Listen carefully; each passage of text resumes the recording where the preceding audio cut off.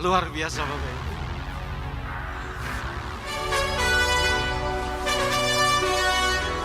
Mitra-mitra sinergi seluruh Indonesia, apa kabar? Di sebelah kiri saya yang lagi gelap-gelapan, apa kabar? Seorang untuk meraih sukses harus menampakkan semangat yang luar biasa. Sebelah kanan saya, apa kabar?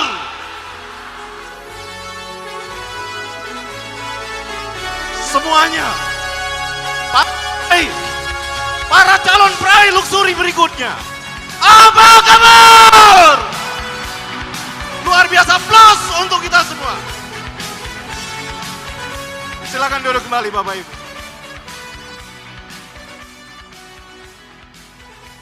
Luar biasa.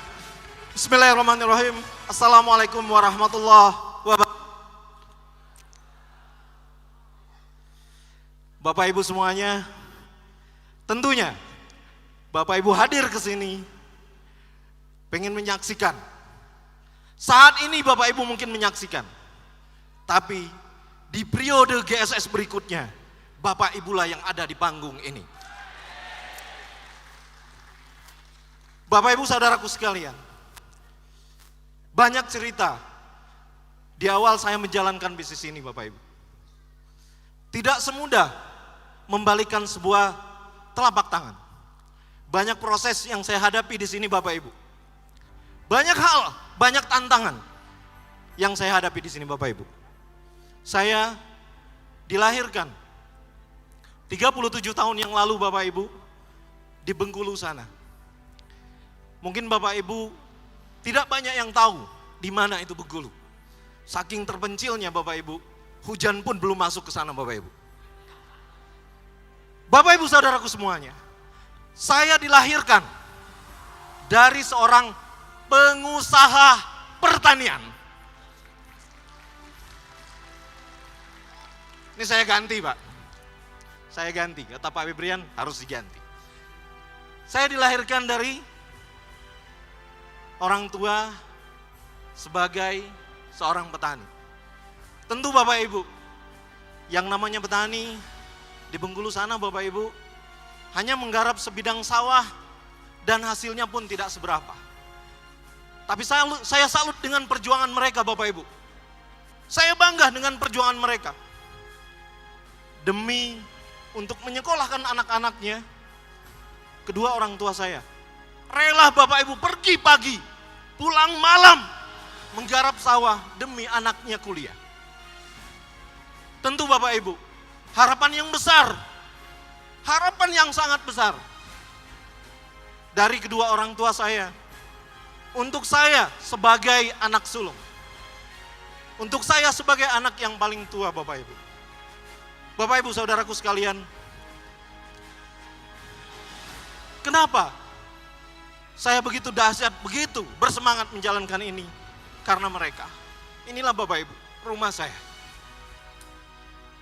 Mereka rela Bapak Ibu orang tua saya tidak memperbaiki rumahnya bocor demi untuk menyekolahkan anak-anaknya. Bapak Ibu saudaraku sekalian, perjuangan ini Bapak Ibu yang orang tua saya lakukan bertahun-tahun. Bapak Ibu, terus terang, mungkin Bapak Ibu melihat gubuk saya ini. Rubuk yang reot sudah mau rubuh. Orang tua saya berharap dari kuliah saya akan menjadi seorang pegawai negeri sipil di Bengkulu sana Bapak Ibu. Karena terus terang Bapak Ibu, di Bengkulu sana orang tua dengan anaknya menjadi PNS, mereka bangganya luar biasa. Mereka merasa mereka sudah sukses atas segalanya. Dari situ Bapak Ibu, saya pun sama. Di awal-awal kuliah, saya pun berharap Bapak Ibu, saya nanti akan menjadi seorang pegawai pemerintahan. Saya nanti akan mengabdi kepada negara. Akan tetapi Bapak Ibu, cerita lain, cerita berbeda pada saat di akhir kuliah saya. Ada seorang teman saya Bapak Ibu, menyodorkan sebuah buku. Dan sebuah buku ini yang merubah pola pikir saya. Saya yakin Bapak Ibu tahu semua buku itu. Apa bukunya? Bukunya adalah Cashflow Quadrant, karangan Robert Kiyosaki. Ini adalah buku sakti Bapak Ibu. Ya, saya sarankan kepada Bapak Ibu, jangan baca buku ini Pak.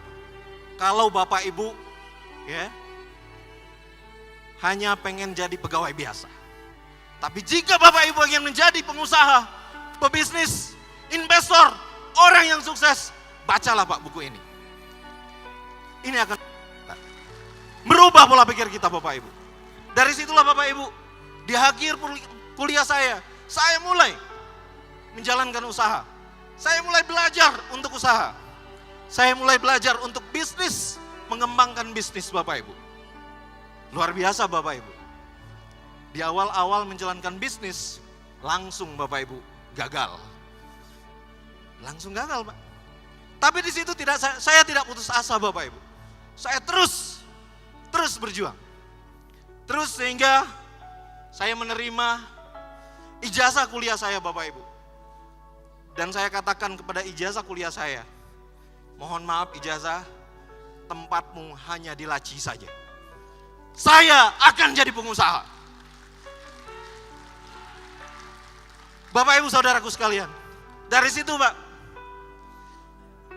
saya mencoba lagi berbagai macam usaha. Dan alhamdulillah Bapak Ibu, di tahun 2006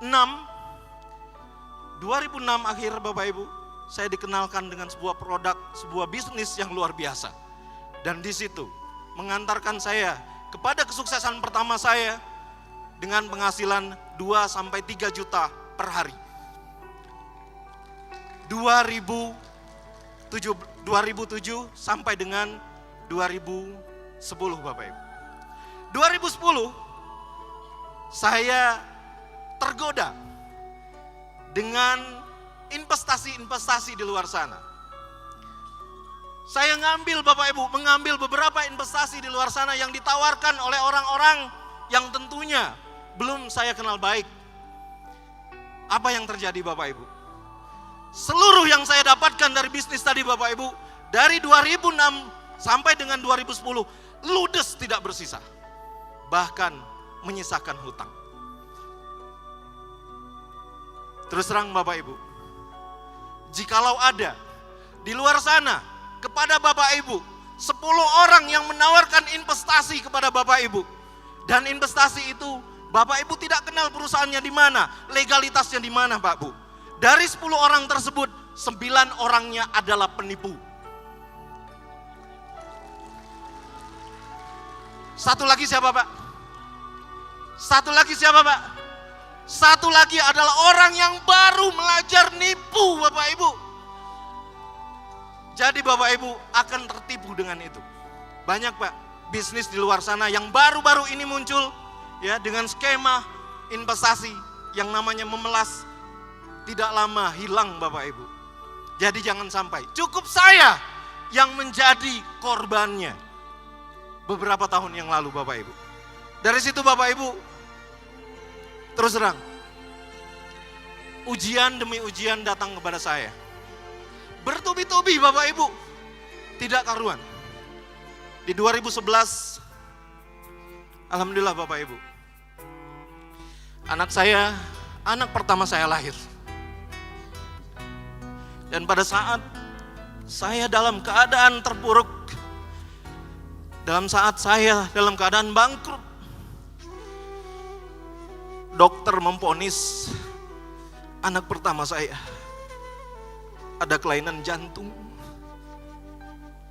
Jantungnya bocor Bapak Ibu. Anak pertama saya. Dokter menyarankan untuk operasi. Bapak, kalau Bapak anaknya pengen selamat, sediakan uang 200 juta untuk operasi jantung.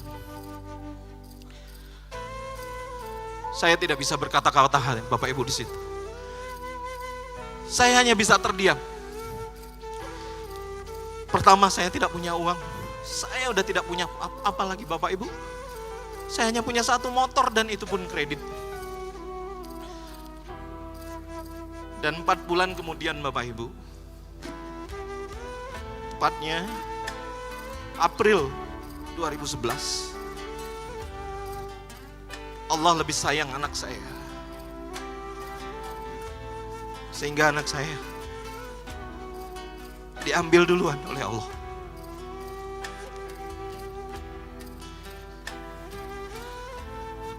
Bak tersambar petir di siang bolong Bapak Ibu. Sudah keadaan ekonomi yang terpuruk, ditambah lagi anak pertama yang Allah ambil duluan. Lumayan butuh waktu yang lama Bapak Ibu untuk saya mengembalikan mental saya. Saya hanya berdiam di rumah Bapak Ibu waktu itu, nggak kemana-mana. Berdiam di kontrakan saya dengan istri saya. Saya hanya menghibur istri saya agar istri saya tetap bersemangat.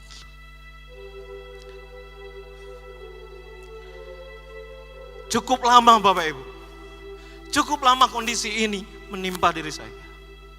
1 tahun kemudian baru saya memberanikan diri untuk ketemu lagi dengan teman-teman, untuk berani keluar, bergaul lagi dengan teman-teman, memulai lagi usaha.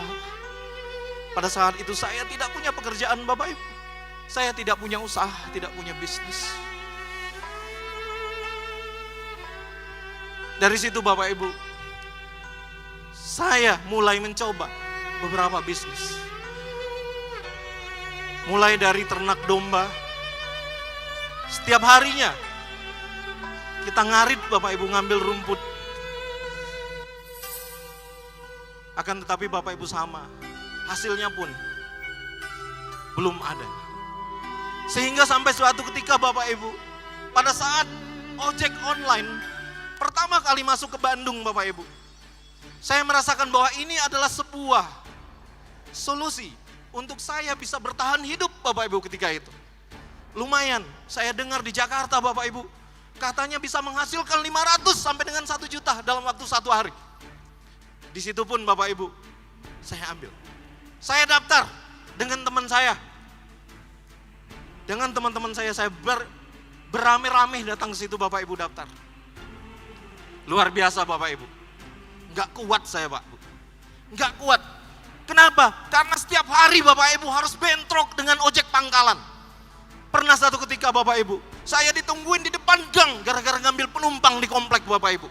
Sakit Bapak Ibu. Beginilah rasanya mencari sesuap nasi. Dari situ Bapak Ibu, saya lakukan selama kira-kira 6 bulan. Saya bertahan. Dan di akhir-akhir bulan ke-6 Bapak Ibu, datang sosok makhluk yang menurut saya makhluk ini Bapak Ibu ditakdirkan Allah sebagai penolong saya. Beliau datang ke saya, Pak Andi, ini ada sebuah usaha, ini ada sebuah peluang. Ayo kita jalankan usaha ini. Ayo kita jalankan bisnis ini. Siapakah dia yang menawarkan kepada saya Bapak Ibu? Beliau adalah si tukang ojek pada zaman itu Bapak Ibu, Bapak Bari Purnomo. Terus terang Bapak Ibu, saya bareng dengan beliau dari awal membangun bisnis ini Bapak Ibu. Dari sisa uang Rp25.000 yang kami punya Bapak Ibu, itu pun kami bagi 2. Kami bagi 2. Plan, sampean kan anaknya banyak, 15.000 ya. Saya 10.000 aja. Di situ Pak. Bisa ditanyakan kepada Bapak Bari.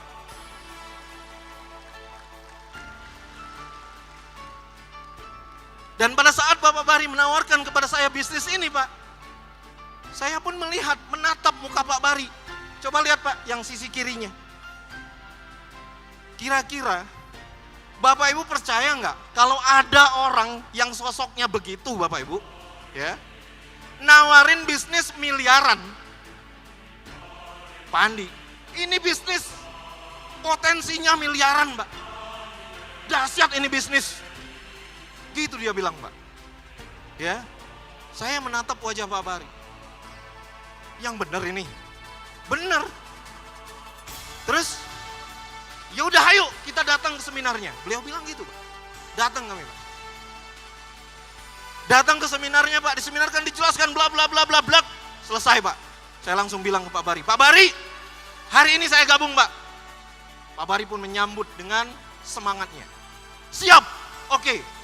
Saya bilang ke Pak Bari, tapi Pak, saya nggak punya uang.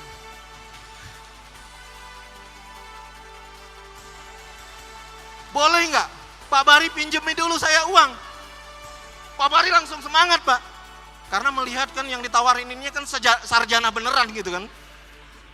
Yang ditawarinnya kan, ini kali aja dia ngelihat, wah ini orang potensi gitu kan. Ya, Pak Bari pinjemin dulu saya uang. Siap. Pak Bari dengan lantang mengatakan, bro, tapi saya hanya punya 300.000 bro. Gitu Pak dibilangnya. Pak Bari bilang demikian. Sisanya kamu cari lagi lah di luar sana. Oke lah, saya ambil Pak. Saya ambil dan di situ Pak, saya mulai terdaftar menjadi mitra PT BES.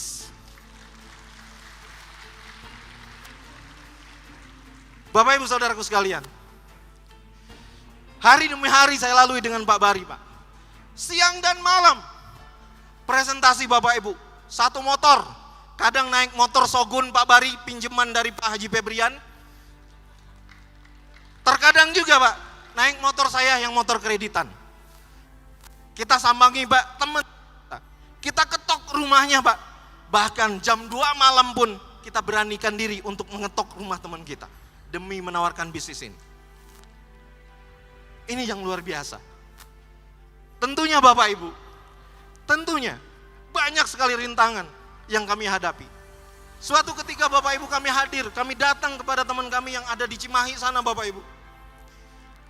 Pada saat hadir, di sana kami ketemu dengan istrinya.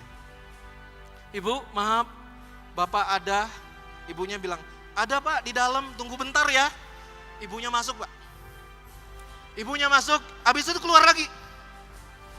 Pak, maaf, Bapaknya lagi istirahat, kayaknya nggak bisa diganggu. Kebetulan Pak Bu, datang waktu asar waktu itu. Datang waktu asar, kami pun pamit. Bu, kami sholat asar dulu ke masjid. Siapa tahu nanti selepas asar, Bapaknya sudah bangun. Kami pengen bersilaturahmi, kami pengen bercerita-cerita dengan Bapak. Singkat cerita Bapak Ibu pulang dari sholat asar, kami kembali ke rumah tersebut. Apa yang kami dapatkan Bapak Ibu? Ibunya langsung bilang pada saat kami sampai, mohon maaf Bapak, Bapak Bari, Bapak Andi, kayaknya Bapaknya mau istirahat dulu, jadi tidak bisa diganggu untuk hari ini. Luar biasanya Pak. Hati saya langsung berkata, ya Allah, beginilah perjuangan. Saya saat itu terus terang Bapak Ibu, belum kebayang Bapak Ibu bakal naik Pajero. Belum kebayang. Saya menatap wajah Pak Bari. Plan, karena saya memanggil beliau Aplen. Jadi saya panggil, Plan, gimana ini? Beliau pun bilang kepada saya, teman kamu masih banyak kan? Masih, saya bilang Pak. Ya, hayu berangkat, kita temui teman kamu yang lain. Lupakan dia. Itu kata Pak Bari Pak.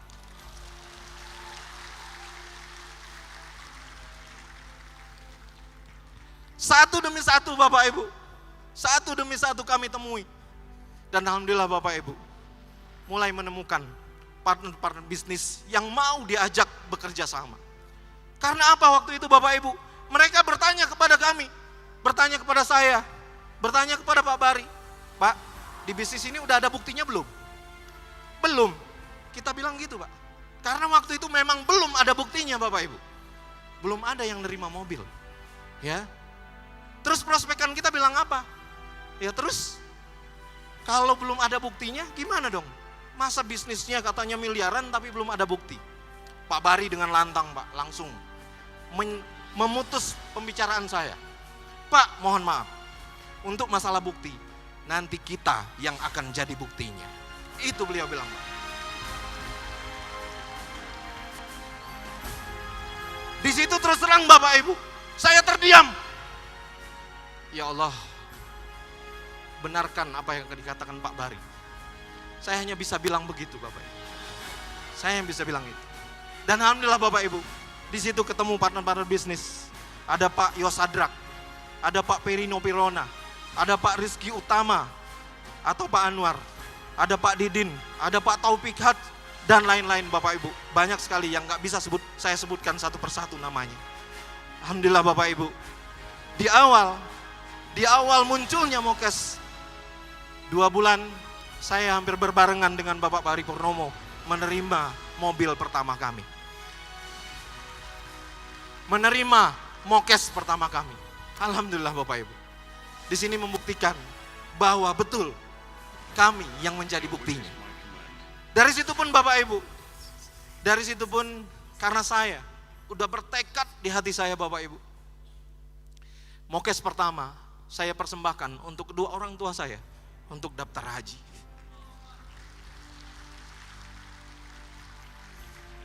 Selang 2 minggu kemudian Bapak Ibu, muncul lagi Mokes kedua. Selang 3 minggu kemudian Bapak Ibu, sebelum puasa, muncul lagi Pajero Bapak Ibu. Dan pada saat Pajero muncul Bapak Ibu, di sini bukan bermaksud ria Bapak Ibu. Mokes kedua saya serahkan lagi kepada Pak Haji Febrian. Pak Haji, tolong saya Pak, mobil ini tolong wakafkan ke masjid yang membutuhkan.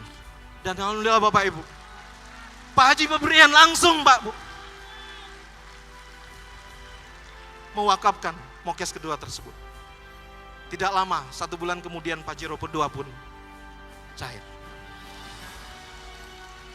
Dan terus bertubi-tubi Bapak Ibu, rezeki bagai mengalir air deras Bapak Ibu, sampai dengan luxury. Alhamdulillah Bapak Ibu, pada saat menerima luxury pun, 1 buah luxury saya persembahkan untuk rumah orang tua saya dan mertua saya. Saya bisa berangkat umroh bersama-sama keluarga besar saya Bapak Ibu. Dan saya persembahkan sebuah rumah untuk orang tua saya.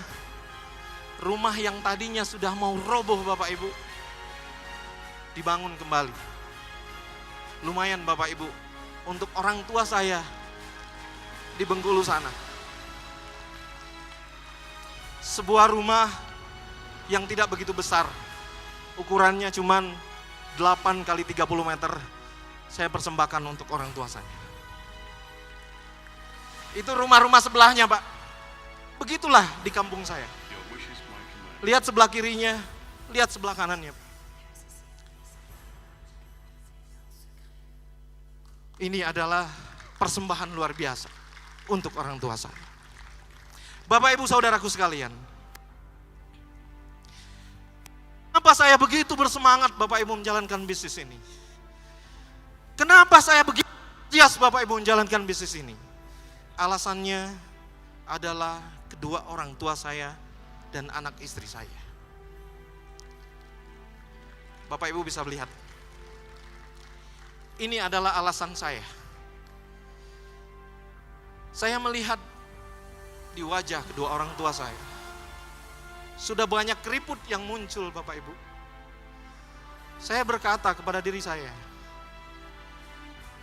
jika saya hanya menjadi seorang pegawai biasa, kapan saya akan bisa mendaftarkan mereka haji? Dan jika saya hanya seorang pegawai biasa, kapan saya bisa mempersembahkan rumah untuk mereka? Dan jika saya Bapak Ibu hanya menjadi pegawai biasa, kapan saya dan keluarga saya punya rumah? Dan jika saya hanya menjadi pegawai biasa, kapan saya bisa meraih impian-impian saya? Bapak Ibu Saudaraku sekalian, jika Bapak Ibu merasakan hal yang sama dengan saya Bapak Ibu, maka jangan pernah berhenti Bapak Ibu. Majulah, berjuanglah Bapak Ibu. Dan jika Bapak Ibu merasakan mempunyai impian yang sama dengan saya, maka jangan pernah mundur Bapak Ibu. Teruslah maju, berjuang, berjuang, dan berjuang Bapak Ibu. Bapak Ibu Saudaraku sekalian, menangisnya nanti saja Bapak Ibu. Nanti saja menangisnya. Tidak usah menangis pada saat Bapak Ibu ditolak. Tidak usah menangis Bapak Ibu. Menangisnya nanti saja Bapak Ibu. Menangisnya di sini Bapak Ibu. Di panggung ini Bapak Ibu. Di panggung ini. Pada saat Bapak Ibu menjadi seorang pemenang. Bapak Ibu Saudara sekalian, untuk sukses kita pegang dua hal saja. Pertama semangat, yang kedua istiqomah. Dengan istiqomah Bapak Ibu akan mengantarkan Bapak Ibu pada tujuan. Dan dengan semangat akan menentukan seberapa cepat Bapak Ibu mencapai mokes luxury Bapak Ibu. Bapak Ibu Saudaraku sekalian, saya yakin dan percaya Bapak Ibu lebih hebat daripada saya. Saya yakin dan percaya Bapak Ibu lebih sempurna daripada saya. Dan saya yakin Bapak Ibu lebih dahsyat daripada saya. Mari Bapak Ibu berjuang demi keluarga, berjuang demi orang-orang yang kita cintai. Terus berjuang, berjuang, berjuang. Dan akhirnya panggung ini memiliki milik Anda sebagai pemenangnya. Saya Andi Alita Putra. Sampai jumpa di puncak kesuksesan. Wassalamualaikum warahmatullahi wabarakatuh. Luar biasa. Bapak Andi Alita Putra. Semangat dan istiqomah hanya dua untuk menjadi seperti beliau. Beliau berpelukan dengan sejarahnya beliau. Beliau yang memang mengajak Bapak Andi ya, seperti tadi yang diceritakan di success story-nya. Luar biasa. Saya jadi terharu banget ya. Sangat inspiratif sekali.